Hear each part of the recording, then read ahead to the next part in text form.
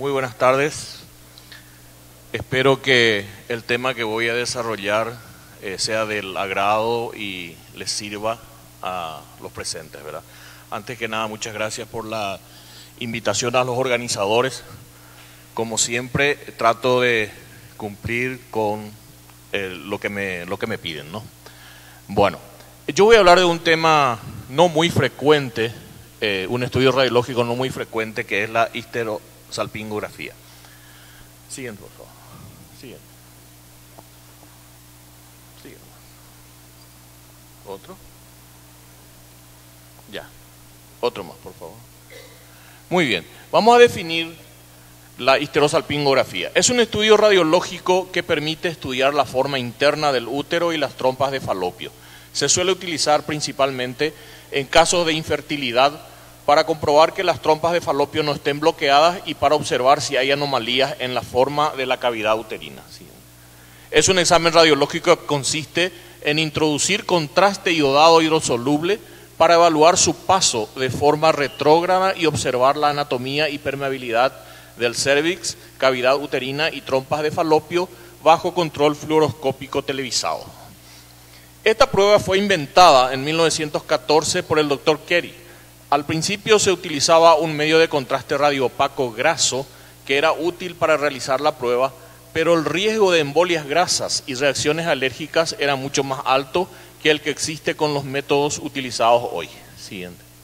Hoy día se realiza en unos pocos minutos y no es necesario ni ingreso hospitalario ni anestesia. El propio ginecólogo puede interpretar los resultados. Siguiente. La histerosalpingografía sigue siendo una prueba de rutina en todos los centros hospitalarios. Se llegan a hacer a la semana cientos de ellas en un hospital de tercer nivel.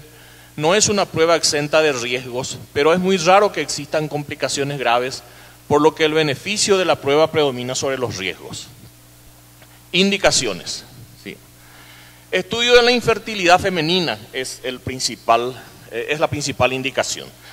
Antecedentes de cirugía abdominal, enfermedad pélvica inflamatoria, sospecha de hidrosalping o endometriosis, abortos a repetición y para descartar malformaciones uterinas.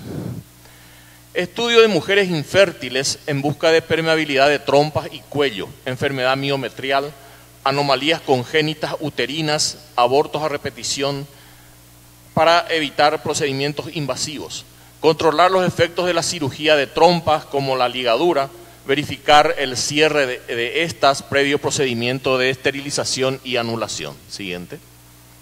También buscando anomalías congénitas de los conductos de Müller, ausencia o desarrollo imperfecto, aplasia o hipoplasia, útero unicorne, defecto de fusión, útero bicorne, bidelfo, defectos de resorción del tabique, uterosepto, uterosubsepto, etc. Siguiente. También anomalías de la cavidad uterina como defectos de represión, burbujas, moco cervical, pólipos, neoplasias malignas, miomas submucosos, sinequias, embarazo inadvertido, cuerpos extraños, irregularidad marginal, endometriosis externa y poscirugía. ¿Cuándo hacemos una histerosalpingografía? Cuando se quiere estudiar el interior del aparato genital femenino por alguno de estos problemas. Esterilidad.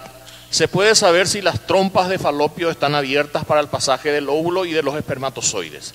Cuando hay malformaciones uterinas como septos, uterobicorne, malformación de Rokitansky, comprobación de operaciones de ligadura de trompas, pólipos y otros tumores uterinos, síndrome de Asherman o sinequias o desaparición de la cavidad uterina por adherencias de las paredes entre sí tras cirugías o legrados.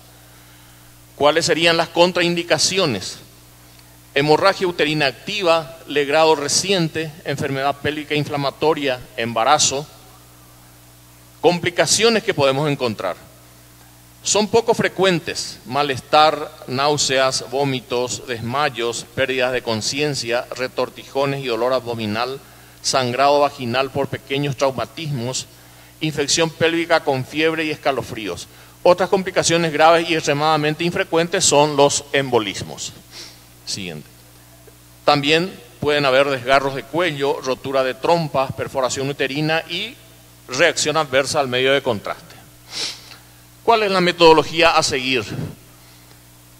Introducimos el contraste en la cavidad uterina mediante una cánula insertada en el cérvix. Un contraste iodado no iónico esterificado para darle más densidad, de baja osmolaridad.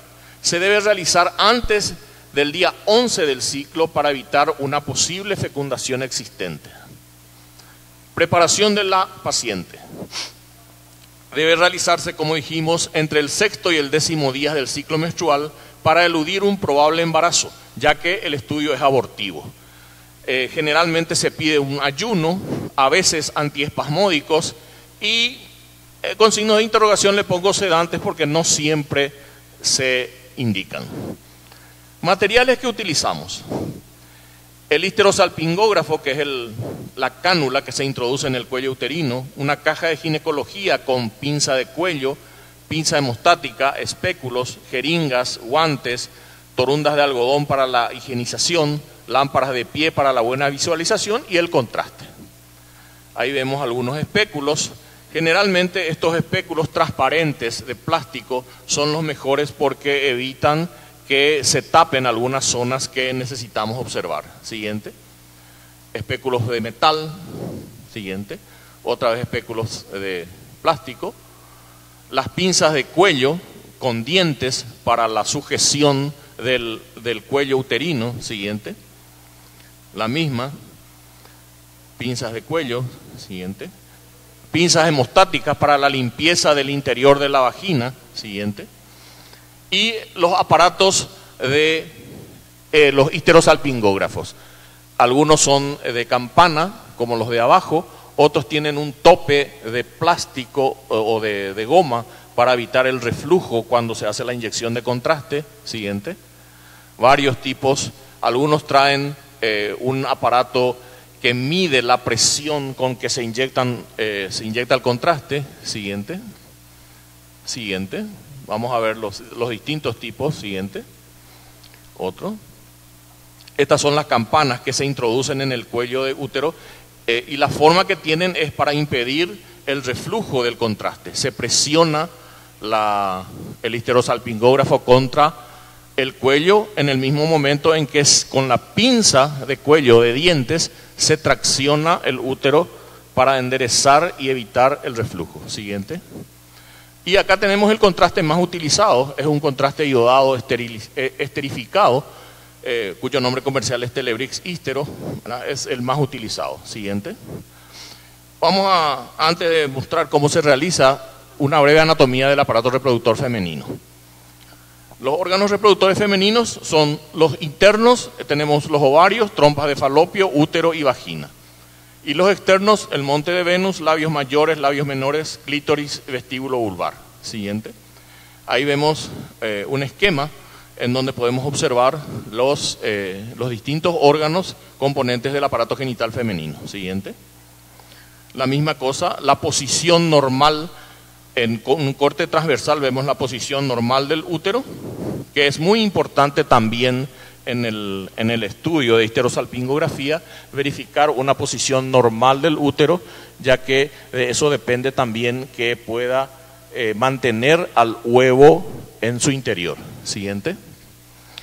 Ahí vemos cómo se introduce la cánula en el orificio del cuello, se presiona hacia el útero a la campana, al mismo tiempo que se tracciona ligeramente el útero con la pinza de dientes hacia el operador. Siguiente. ¿Cómo se realiza? Se realiza una radiografía simple de pelvis en primer lugar para observación de posibles calcificaciones, sobre todo miomatosis, ¿verdad? Posteriormente se coloca a la paciente en posición ginecológica, se realiza la desinfección de la vagina, se coloca el espéculo previamente lubricado hasta captar el cuello cervical y en ese momento se fija con la pinza dentada. Siguiente. Se coloca el histerosalpingógrafo tipo campana y se inyecta el contraste traccionando ligeramente con la pinza dentada para provocar un enderezamiento uterino, realizando radiografías según la siguiente pauta. La primera con un poco de contraste, una vez dibujada la silueta del útero y la siguiente a represión creciente, se realizarán oblicuas y una lateral para verificar la posición del útero. Las radiografías deben mostrar la totalidad del útero, las trompas y el paso del contraste a cavidad peritoneal. Para finalizar, una vez retirado todo el material, se practicará una placa de evacuación que se llama prueba de Coté. Siguiente. Ahí vemos cómo se introduce el espéculo, cómo se introduce el histerosalpingógrafo en el orificio del cuello. Siguiente. Vemos el fondo de la vagina para identificar el cuello y para el posterior pinzamiento del mismo. Siguiente. Tenemos el cuello uterino con un orificio ligeramente transversal y en el lugar en donde señala la flecha, que es el labio anterior del cuello, es donde se realiza el pinzamiento. Tratar de no pinzar en lo posible en el cuello, en el labio posterior, porque ahí pasan ramas de la arteria uterina y se puede producir un sangrado importante con el pinzamiento. Siguiente. Ahí se ve la forma de pinzar. Siguiente. Vemos cómo se introduce el histerosalpingógrafo y una radiografía ya con el primer chorro de contraste que se introduce. Siguiente. Repetimos cómo se introduce el histerosalpingógrafo y el camino que recorre el contraste. Entra a la cavidad uterina y luego a las dos trompas hasta que el contraste se evacue dentro de la cavidad abdominal, dentro de la cavidad peritoneal. Siguiente. Ahí vemos una histerosalpingografía normal. Vemos el cuello, el istmo cervical, la cavidad uterina y las trompas de falopio en su totalidad. Siguiente. Y vamos a mirar algunas anomalías. Tenemos un útero bicorne, que es totalmente imposible el embarazo en esta situación. Justamente eso es lo que se busca con este estudio, observar la anatomía del aparato genital femenino. Siguiente. Otro útero bicorne. Siguiente. Otro más. Siguiente. Otro. Distintas formas de útero bicorne. Siguiente. Vemos un útero doble en el cual en realidad se realizan dos histerosalpingografías al mismo tiempo en la paciente porque se canulan cada uno de los orificios. Siguiente. Ese mismo. Siguiente.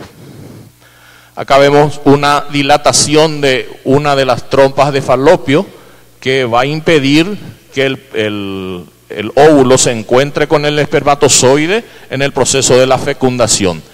Generalmente cuando encontramos algún tipo de obstrucción a nivel tubárico, se fuerza un poquito la inyección de contraste para tratar de destapar o destrancar esa obstrucción, porque muchas veces se debe a que el moco cervical se cristaliza y obstruye a la cavidad de la trompa. Siguiente. Ahí vemos más hidrosalping. Siguiente. Otro hidrosalping bilateral. Siguiente.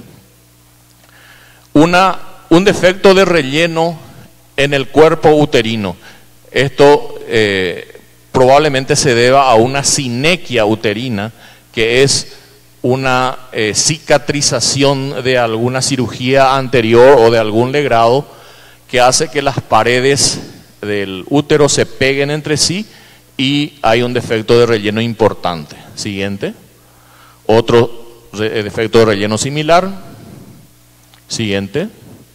Acá vemos un importante defecto de relleno por una sinequia.